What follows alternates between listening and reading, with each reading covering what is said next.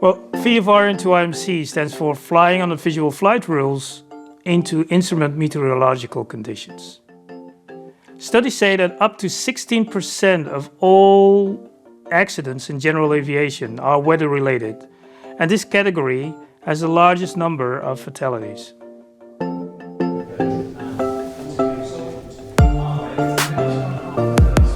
We invited 12 experienced GA pilots from all over Europe to come and fly with us and experience flying VFR into IMC.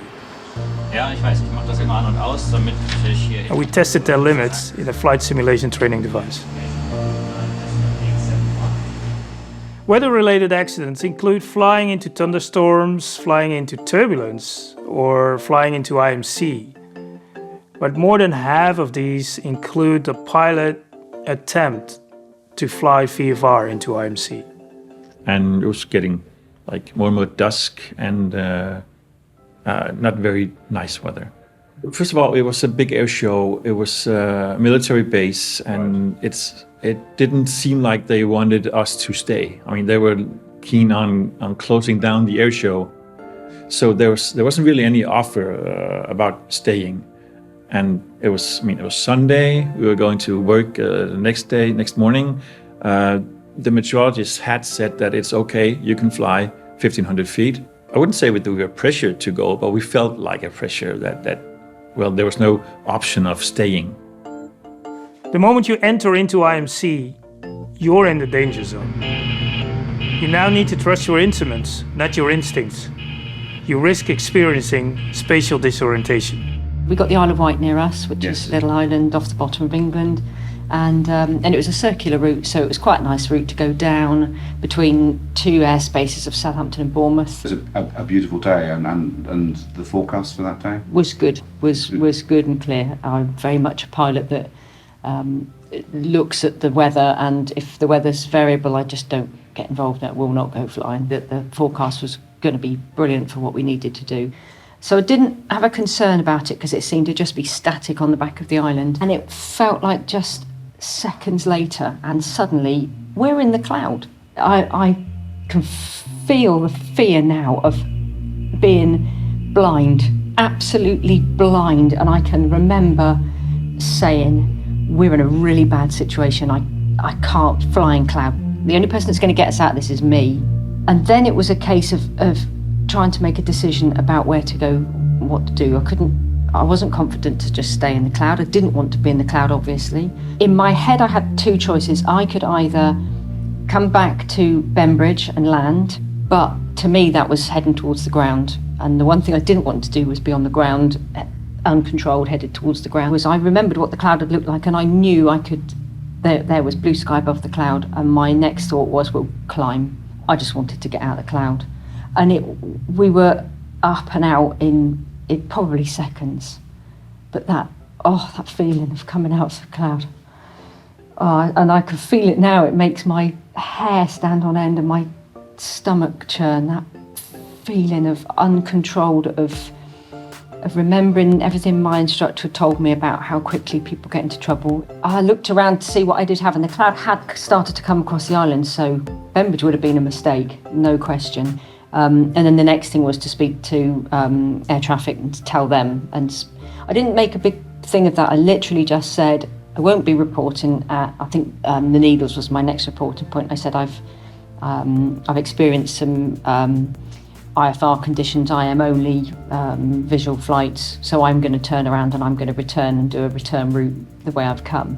Because I probably could have carried on across the island and my route was probably clear. It looked clear. But at that point, I knew where I'd come from was clear, and I was at the point of needing to be safe and home. And so I literally backtracked my route and coming out of the cloud. It was almost, and it probably sounds really dramatic, I felt as though my life and my husband's life was in the balance. I had our lives in my hands. Be prepared. I was quite prepared But had I done my threat and error management of saying, if I hit cloud, this is what I'll do. If we see cloud, this is what we'll do. Had I verbalised that? No, I hadn't. And I should have done. I guess it's about trusting what you've been taught. It's about realising that panic isn't going to save the situation. Realising that just sitting there and giving up isn't going to save the situation. You've got it in your hands to try to at least recover it.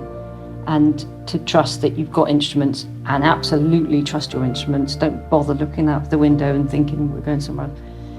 Trust your instruments and consider your options. Making the decision to come out of the cloud was the right one, but still decisions had to be made. And there was time. There was time to make some decisions. But panicking wasn't going to save us. And you made time by aviating, navigating. Yes, yeah. That's great. Thank you very much for sharing that with us.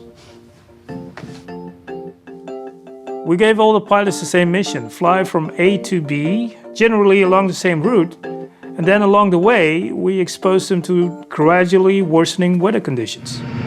Kann ich das also But first is the power and then the propeller, right? From left to right, and if you need to climb later on again, you first move the prop forward and then increase the power. forward, make a right turn to Lima Mike Alpha maximum maximum altitude 2000 feet.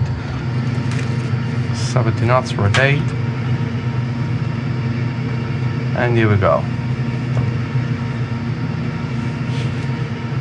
We've got clearance by radar to cross airspace Düsseldorf at present altitude. Copy that, also fine.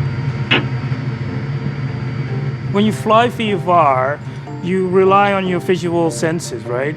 You know what's up and down, and the feeling and your visual clues are in constant agreement. So we left them on their own, and we observed their flying skills, their techniques, and their aeronautical decision-making. 9 out of 12 pilots showed bad decision-making. They continued flying and pushed through, even after they had obviously lost control of the situation. Charlie, you're shooting the final course to the north. Turn left now.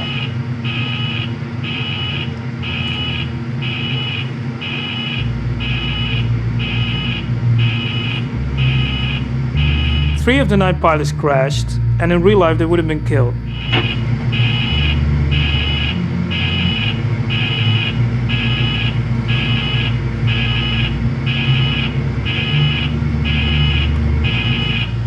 Oh, I crashed.